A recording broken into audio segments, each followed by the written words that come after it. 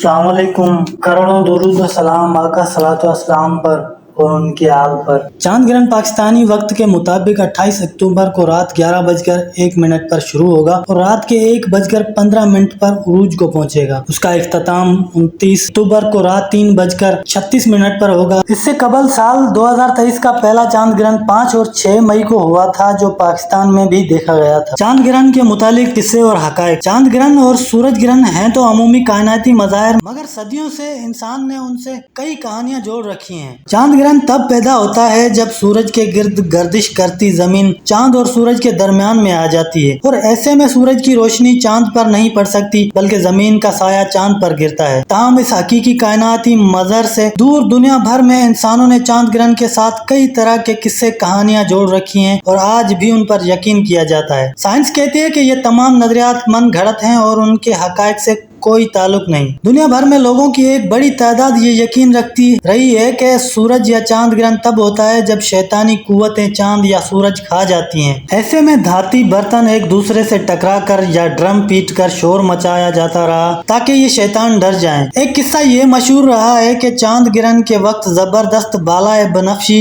शुआएं खारिज होती हैं और चूंकि पानी ये शुआएं जज़ब करता है, इसलिए जहरीला हो जाता है। इसलिए ग्रहण के वक्त लोग खाने पीने से इज्तनाब करते हैं कि कहीं सेहत को नुकसान न पहुंचा बैठे। आज भी कई लोग चांद ग्रहण के वक्त पानी इस ख्याल से नहीं पीते कि ये उनके लिए मुज़र होगा, मगर साइंसी एतबार से इस ख्याल के हक में कोई सबूत नहीं मिला। चांद ग्रहण के बालाए बनफशी शुआओं से कोई ताल्लुक नहीं। बहुत से लोग ये गुमान करते रहे हैं कि चांद ग्रहण के वक्त अगर मामूली सा जख्म भी लग गया तो वो जख्म भरेगा नहीं और वहाँ जख्म का निशान पूरी उम्र रहेगा, या अगर चांद ग्रहण के वक्त जख्म लगा तो खून बहुत ज्यादा देर तक बहता रहेगा और इस जख्म का निशान गैर मामूली तौर पर लंबे अरसे तक मौजूद रहेगा। इस मफरूजे के भी साइंसी एतबार से कोई तवज्जिया मौजूद नहीं है। चांद ग्रहण के साथ बहुत सी नादुरुस्त और गलत चीजें मंसूब हैं, ताहम एक अच्छी बात भी है और ये वो है कि अपने गुनाहों की माफी के लिए उम्दा वक्त है। बहुत से लोग ये गुमान रखते हैं कि चांद ग्रहण के वक्त नहाने से जिस्म पर लगी गुनाहों की आलाइश धुल जाती है। गुनाहों की छान फटक साइंस का तो जाहिर शोभा नहीं, ताहम मंतकी एतबार से गुनाहों की माजरत को चांद ग्रहण से जोड़ना दुरुस्त नहीं। चांद ग्रहण के हवाले से एक अमूमी फर्जी किस्सा ये भी मशहूर है कि ये हामला खवातीन या बच्चे पर मनफी असर डाल सकता है। हामला खवातीन से कहा जाता है कि वो ऐसे में घर से न निकलें कि चांद ग्रहण की खौफनाक शुआएं बच्चे पर पड़े